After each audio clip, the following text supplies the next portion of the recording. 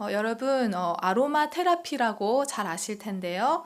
바로 식물의 향과 약초를 이용해서 몸과 마음의 균형을 회복시켜주는 향기 요법입니다.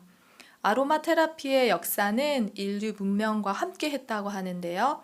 약초를 이용한 것이 우리나라의 한방, 그리고 허브류 식물에서 오일을 추출해서 만들어서 나게 하는 향이 우리가 잘 알고 익숙한 아로마 테라피라고 합니다. 특유의 성분으로 스트레스 완화, 면역력 개선, 불면증 완화, 심지어 암 치료에까지 사용된다고 하는데요. 이렇게 다양하게 질병의 보조 치료 요법으로 사용되고 있다고 합니다. 성도 여러분께서는 하나님 앞에 또 사랑하는 가족들 혹은 사람들 앞에 어떤 향기가 나기를 원하시나요? 사랑의 향기일까요? 아로마 테라피처럼 누군가를 치료해주는 그런 향기가 되고 싶으신지요? 이미 우리가 함께 읽었던 본문의 말씀처럼 오늘 성경은 우리가 주님 안에서 그리스도의 향기라고 말합니다. 그렇다면 그리스도의 향기란 무엇일까요? 그리스도의 향기가 나타나는 자에게 보이는 특징은 무엇일까요? 또 향기가 난다는 것은 구체적으로 무엇을 의미하는지 오늘 본문을 통해 세 가지 주제로 함께 살펴보도록 하겠습니다. 그 첫 번째로 이들은 복음을 위한 내적인 고난을 겪으며 나아가는 자입니다. 오늘의 본문 12절에서 13절 말씀입니다. 함께 읽겠습니다. 내가 그리스도의 복음을 위하여 드로아에 이르매 주 안에서 문이 내게 열렸으되 내가 내 형제 디도를 만나지 못하므로 내 심령이 편하지 못하여 그들을 작별하고 마게도냐로 갔노라. 본문의 배경은 이렇습니다. 고린도는 상업적으로 매우 번영하여 실용주의, 소비주의, 그리고 다원주의의 문화로 세련되고 역동적이며 경제적으로도 매우 부유한 도시였다고 합니다. 자기 성취, 자기 홍보라는 오늘날 우리가 사는 사회와 크게 다를 것이 없는 매우 세속적인 도시였습니다. 그런데 바울이 2차 전도 여행 때 세운 고린도 교회에 이러한 세상 풍조가 들어오기 시작했습니다. 그리고 그 안에 참으로 많은 문제들이 발생했는데요. 분열, 소송, 차별, 음행, 그리고 교리적인 혼돈과 무엇보다 바울의 사도적 권위에 의문을 제기하므로 그가 전하는 복음 자체가 도전을 받게 됩니다. 그리고 이 일을 해결하기 위해 사도 바울은 우리가 잘 알고 있는 고린도 전서를 썼고 그들에게 회개를 촉구했습니다. 상황이 좋아졌을까요? 안타깝게도 고린도 교회에서 들려오는 소식은 좋지가 않았습니다. 바울이 고린도를 방문했을 때 자신을 향해 교회가 대놓고 대항을 하고 그러한 모습을 보고 그는 큰 상처와 마음의 고통을 받게 됩니다.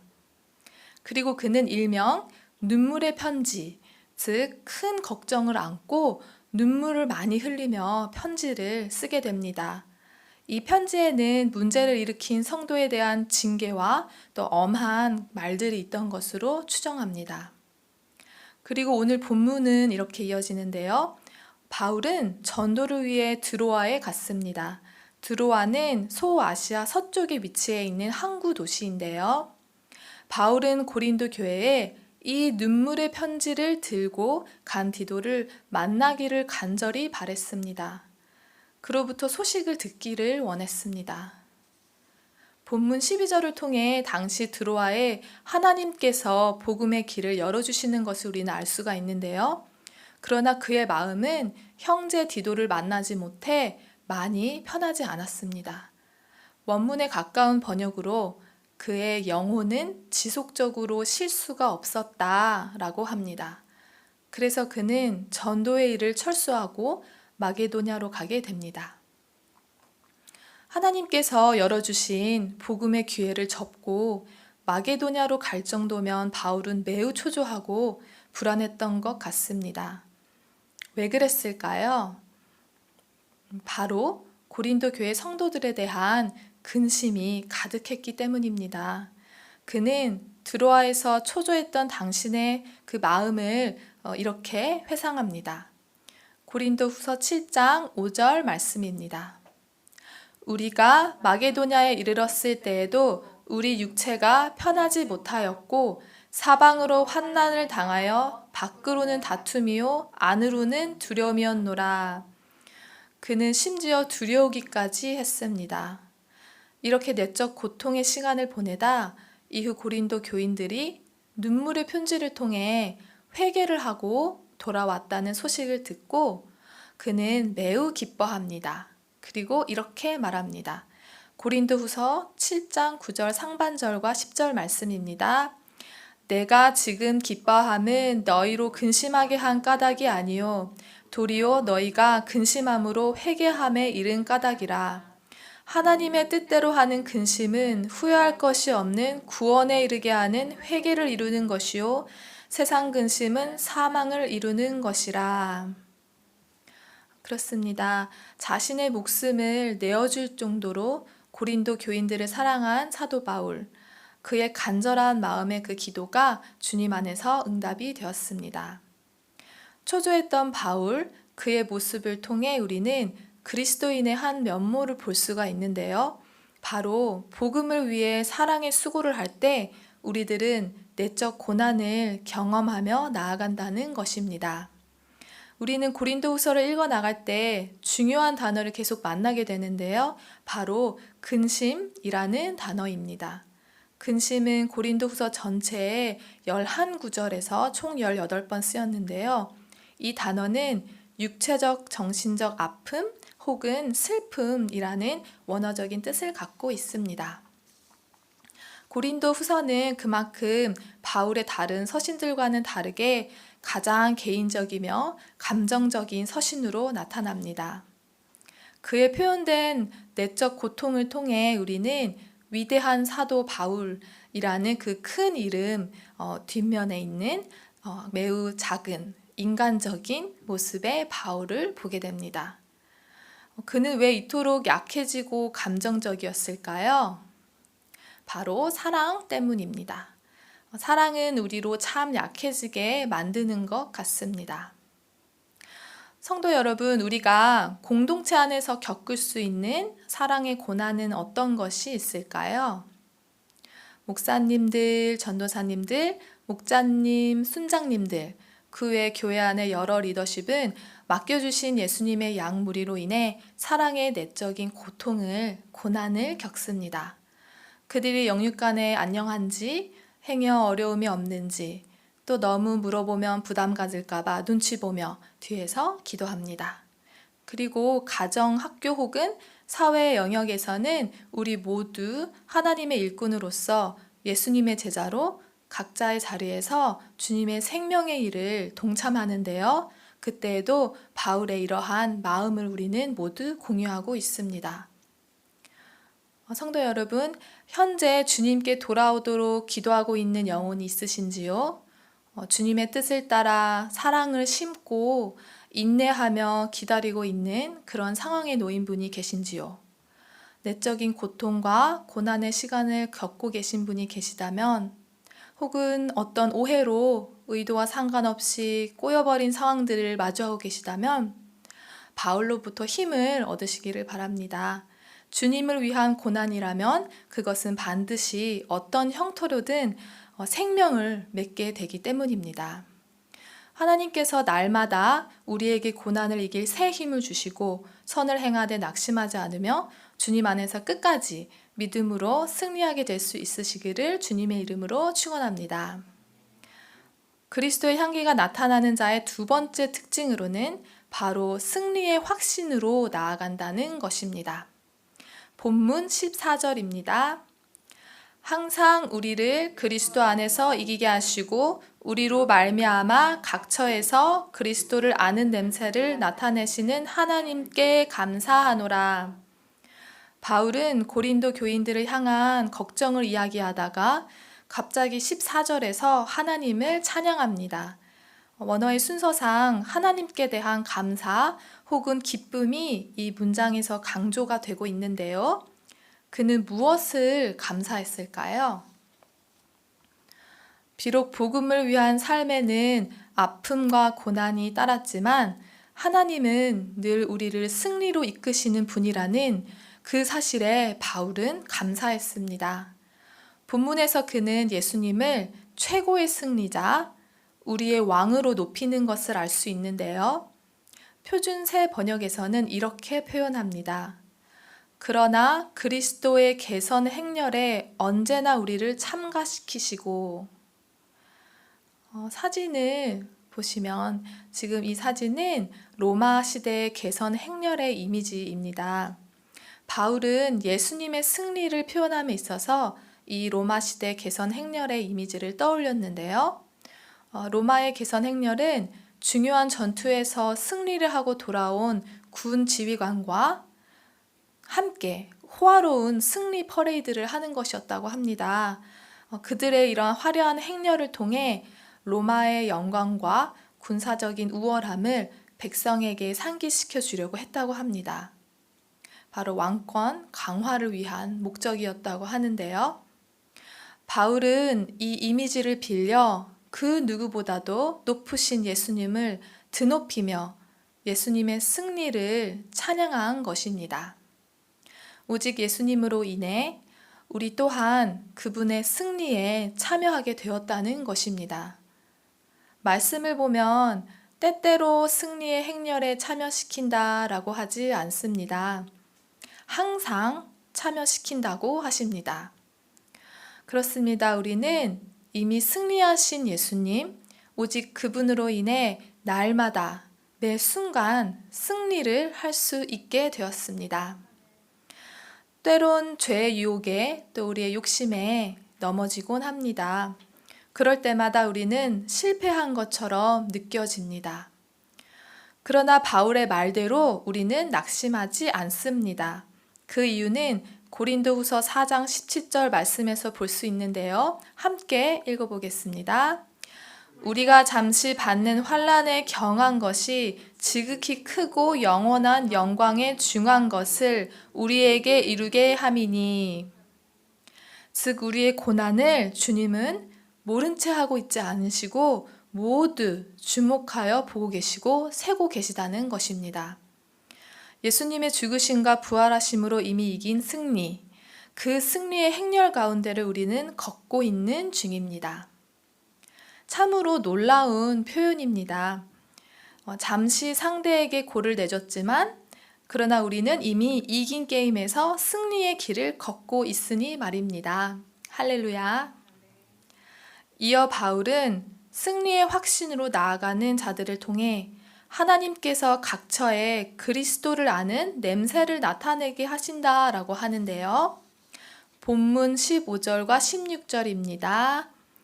우리는 구원받는 자들에게나 망하는 자들에게나 하나님 앞에서 그리스도의 향기니 이 사람에게는 사망으로부터 사망에 이르는 냄새요 저 사람에게는 생명으로부터 생명에 이르는 냄새라.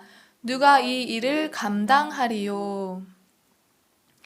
향기, 영어로는 아로마라는 단어는 구약시대에 하나님께서 희생제사를 통해 받으신 향기로운 냄새라는 그 뜻과 동일한 단어로 쓰였습니다.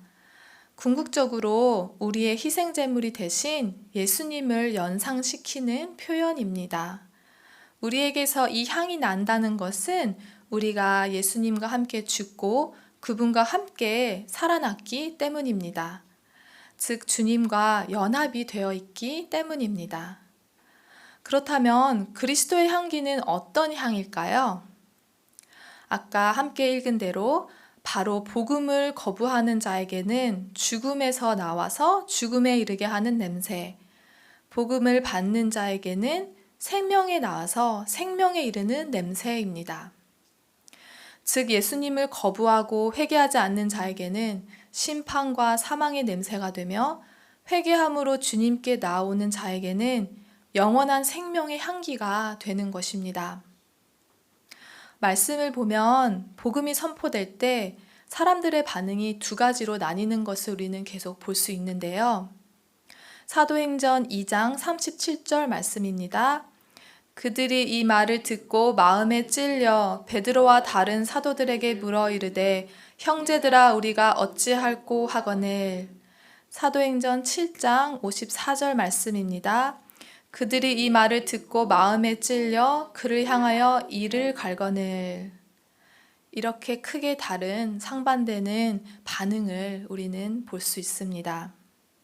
동일하게 마음에 찔림이 왔으나 회개에 이르는 근심을 하여 생명에 이르는 자와 끝까지 완악한 마음으로 생명의 말씀을 거부하는 자입니다.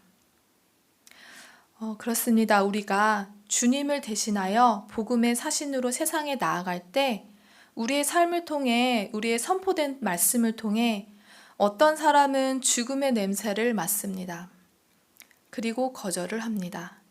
그리고 어떤 사람은 생명의 향기에 이끌려 주님을 받아들입니다.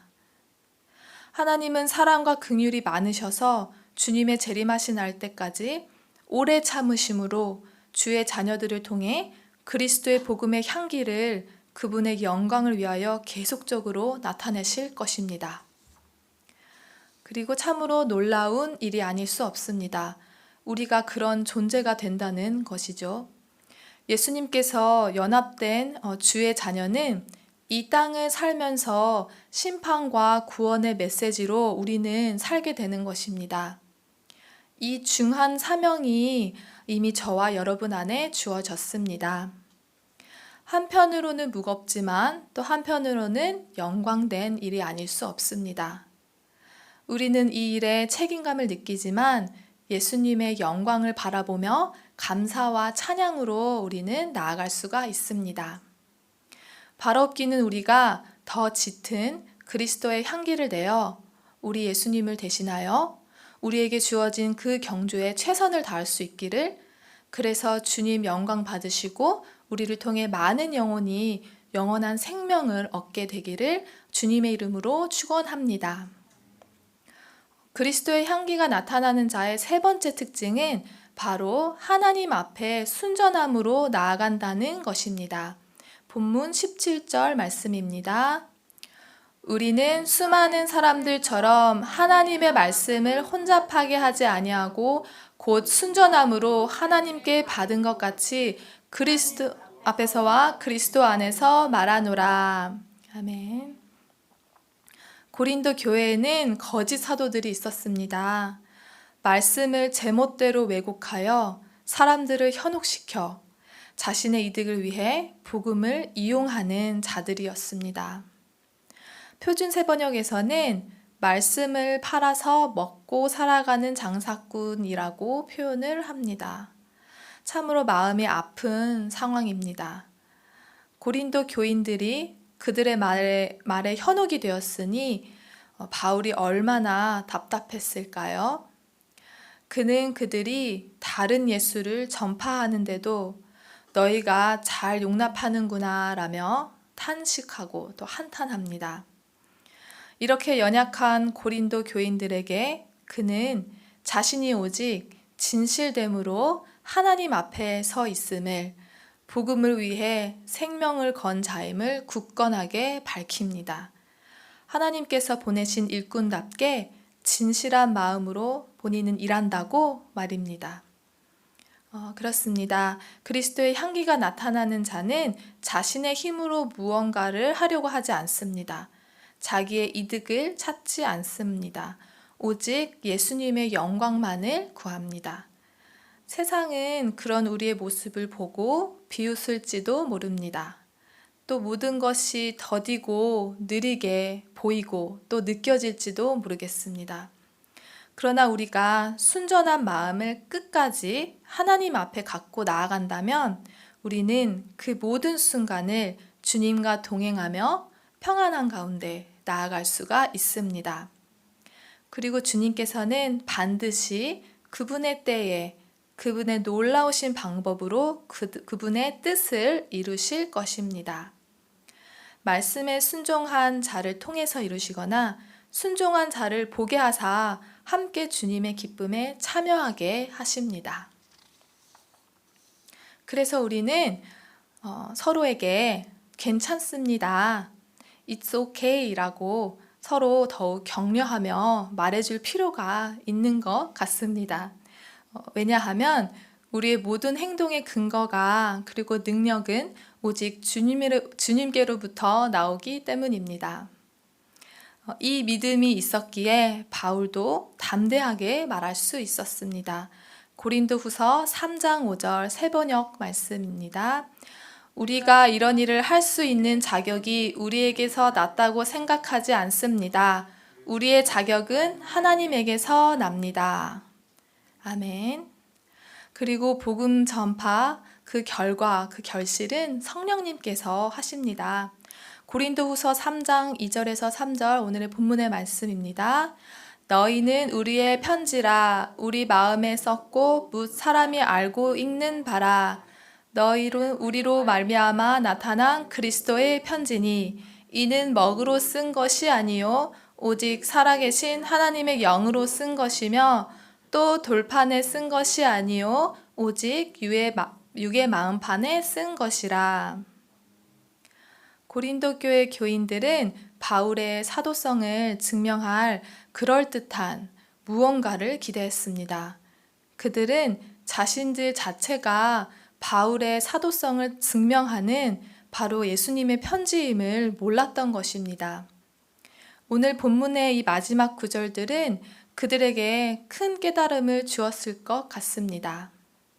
비록 고린도 교회는 복음의 가치에 대해 크게 흔들렸고 하나님의 복음의 역사와 원리를 잘 알지 못해 혼돈을 겪었지만 바울은 깊은 탄식으로 아버지가 아들을 훈계하듯 그들에게 끝까지 사랑과 애정으로 보이며 말했던 것입니다. 마치 이렇게 말하는 것 같습니다. 너희가 찾는 그 어떤 강한 무엇, 그럴듯한 그것은 없어. 나의 어떠함을 보지 않기를 바래. 나를 통해 역사하신 하나님만을 보기를 바래. 그리고 그가 너희 안에 무엇을 하셨는지를 보기 바래. 바울의 사랑의 수고로 이렇게 새 생명이 태어났고 그것은 오직 살아계신 하나님의 영으로 이루어졌습니다. 그리고 그들을 통해 계속적으로 또 다른 생명이 탄생해 그리스도의 향기, 그리스도의 편지가 되었습니다. 그렇게 2000여 년이 지나 우리가 주님 안에서 태어났지요. 오직 하나님 앞에 진실된 마음, 그거 하나로 나아간 바울, 우리에게는 어떤 울림이 있는지요? 사랑하는 성도 여러분, 우리 모두 바울의 고백처럼 우리가 하는 모든 일의 자격이 하나님에게서 나옴을 고백하며 오직 하나님 앞에서와 그리스도 안에서 순전한 마음으로 나아갈 수 있게 되기를 주님의 이름으로 축원합니다. 우리 한번 옆에 계신 분들께 축복의 마음을 전해볼까요? 당신은 그리스도의 향기, 그리스도의 편지입니다. 향기입니다. 편지입니다. 말씀을 정리하겠습니다. 본문을 통해 알아본 그리스도의 향기가 나타나는 자들의 세 가지 특징을 우리가 살펴보았습니다.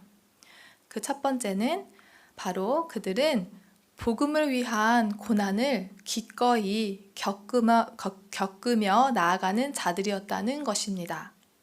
여기선 특별히 내적 고난을 의미합니다. 사도 바울은 눈물의 편지를 쓰며 또 그것을 보낸 후에 마음이 계속 평안하지 않고 아팠습니다.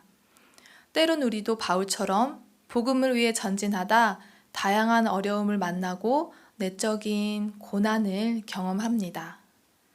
만나기로 한 디도가 오지 않자 위로받을 곳이 없어 초조했던 바울처럼 우리도 불안해하고 걱정합니다. 그것은 주님을 사랑하기에, 이웃을 사랑하기에 겪게 되는 그리스도인들의 내적인 고난입니다. 우리가 주님 안에서 생명의 일을 하는 동안 겪게 될 마음의 고난들은 계속될 것인데요. 이것은 동시에 우리가 예수님을 사랑하고 있다는 고백이자 증표가 됩니다. 그래서 우리는 기꺼이 그 고난을 받아들일 수 있습니다. 그리고 우리는 그럴 때마다 우리에게 항상 승리를 주시는 주님을 바라볼 수 있습니다. 바로 그리스도의 향기가 나타나는 자들의 두 번째 특징인데요.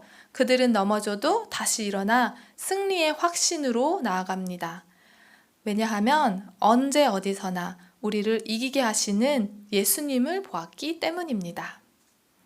그리스도의 향기가 나타나는 자들의 마지막 특징으로 바로 하나님 앞에 순전한 마음으로 나아갔다라는 것을 살펴보았습니다. 그들은 순전한 마음으로 말씀을 받아 순전한 마음으로 전합니다. 세상이 요구하는 것, 사람들이 기대하는 것에 흔들리지 않고 오직 일관되게 진실된 마음으로 하나님 앞에서 행동합니다. 하나님 앞에서 한다는 것은 그분을 두려워함으로 나아가는 것입니다. 사랑하는 성도 여러분, 저와 여러분은 그리스도의 향기이시며 그리스도의 편지입니다. 비록 주님을 따르다 여러 고난을 당하나 그때마다 오직 승리하신 주님을 바라보시며 언제나 하나님 앞에 순전한 마음으로 나아가시기를 주님의 이름으로 축복합니다. 우리 함께 찬양하길 원합니다. 은혜의 찬양 62번 너는 그리스도의 향기라. 너는 그리스도의 그리스도의 향기라. 너는 그리스도의 편지라. 하나님 앞에서 그리스도의 향기니 너를 통해 생명이 흘러가리. 너를 통해 생명이 흘러가리. 너는 그리스도의 향기라. 너는 그리스도의 편지라. 하나님 앞에서 그리스도의 향기니 너를 통해 생명이 흘러가리. 너를 통해 생명이 흘러가리. 오늘의 말씀을 마음에 새기며 함께 기도하기를 원합니다. 오늘 말씀을 통해 바울은 주님을 사랑하기에 주의 자녀들을 사랑했습니다. 진정한 사랑을 하기 위해 겪어야 할 고난이 많았습니다. 그리고 오늘 그의 내적 고난을 보았습니다. 주님께로 인도하기 위해 간절히 기도하고 있는 사람이 혹시 우리 가운데 있으신지요? 관계로 인해 마음의 힘겨움을 경험하고 계신 분이 계신지요?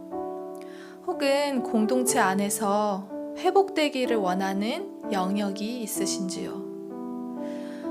우리 모두가 다양한 상황에 계실 텐데요. 현재 경험하고 계신 마음의 고난을 하나님께 올려드리며 기도하기를 원합니다. 주님, 이 시기를 나를 위해서가 아닌 하나님의 영광을 위해서 주님의 힘과 지혜로 보낼 수 있도록 도와주시옵소서. 협력하여 선을 이루시는 주님을 신뢰함으로 우리에게 놓인 환난이나 고난을 계속적으로 주님께 올려드리며 기도할 수 있게 하여 주시옵소서. 함께 기도하겠습니다. 하나님 아버지 감사합니다. 주님 오늘의 말씀처럼 아버지 우리가 사랑하기에 하나님 지체들을 사랑하기에 가족을 사랑하기에 아버지 우리의 만남들 하나님 주신 그 관계들 아버지 사랑하기에 겪는 고난이 있습니다. 아버지 그 고난의 동기가 어디에서 오는지를 먼저 살펴볼 수 있게 해주시옵소서. 아버지 그것이 오직 하나님의 영광을 위해 겪는 고난인지 우리 살펴볼 수 있게 원합니다. 아버지 그러할 때 하나님께서 말씀하여 주시고 이끌어 주시고 또 도와주시리라 믿습니다.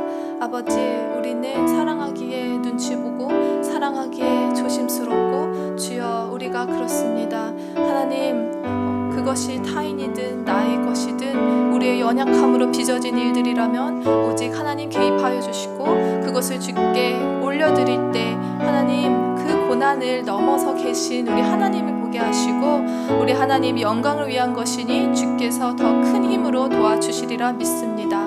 하나님 오직 주께서 우리와 함께 하시니 감사드립니다. 그 고난들을 이길 힘을 주시니 감사합니다.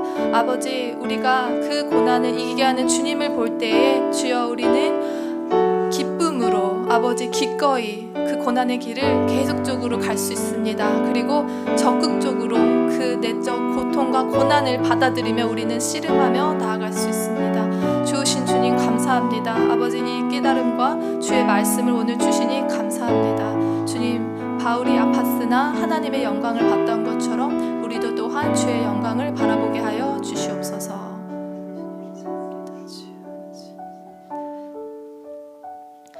한 가지 더 함께 기도하기를 원합니다. 우리는 그리스도의 향기입니다.